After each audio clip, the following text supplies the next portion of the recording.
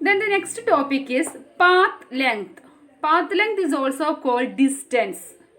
Okay, so what do you mean by path length? Suppose consider the motion of a car along a straight line. We choose the x-axis. Okay, with the path of the car motion and origin of the axis as the point from where the car started moving. Okay, suppose at x equal to 0, x equal to 0, and in that case t is equal to 0. The car is starting from the origin O. Okay, so consider the two cases of motion. In the first case, the car moves from O to P. The car moves from O to P. Okay, then the distance moved by the car is what?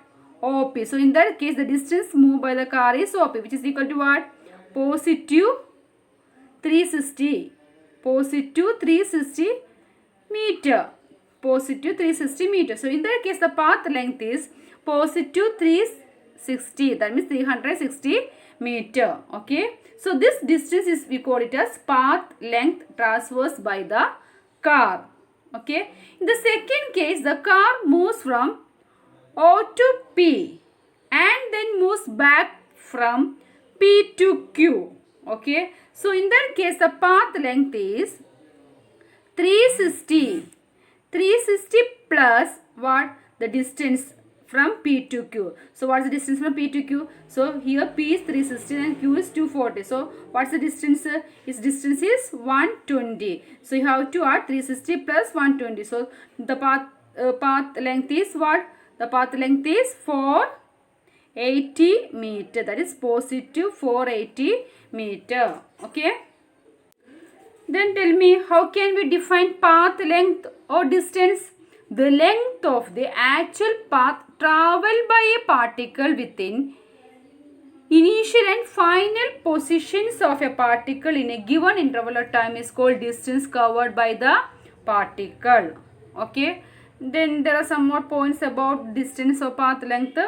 Distance is a scalar quantity. That means it has only magnitude. Distance or path length is a scalar. So distance is a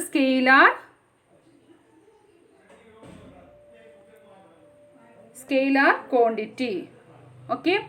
Distance traveled by particle or a body in a given interval is always positive. So what's the second point? Distance traveled by a particle or a body in a given time interval is always positive. Okay. So second point is the path length or distance is always positive. Okay. The next one is displacement. Then what is displacement? What's the difference between distance and displacement? So we see the same case also. So in the first case, the car is moving from O to P. So in that case, the displacement is 360. So the first case, the displacement is what? 360 meter. Then what about the second case? So in the second case, the car is moving from O to P. Then it moves back to Q. So in that case, the displacement is 240 meter. 240 meter. So the first case is this positive 360 meter. The second case it is negative 240 meter. Okay. So in the second case, negative sign indicates the direction of displacement. And also the positive sign indicates the direction of the displacement. So the first case, the car starting from O to P. So its displacement is 360 meter. And the second case, the car is starting from O to P, but it moves back to Q. So in that case, its displacement is minus 240 meter. Okay. So then tell me, what is the displacement? So the displacement is the shortest distance from the initial position to the final position of a particle is called displacement. So what displacement? The shortest distance from the initial position. Shortest distance from the initial position to the final position of a particle is called displacement. Okay, then there are some more points about displacement. So the first main point is the displacement of a particle in a given time interval can be what? Positive, negative or zero. So the displacement of a particle in a given time interval can be positive, negative or zero. When it is comes zero, when the displacement comes to zero.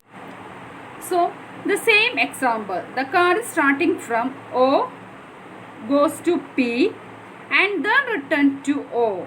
So in that case the final position coincide with the initial position.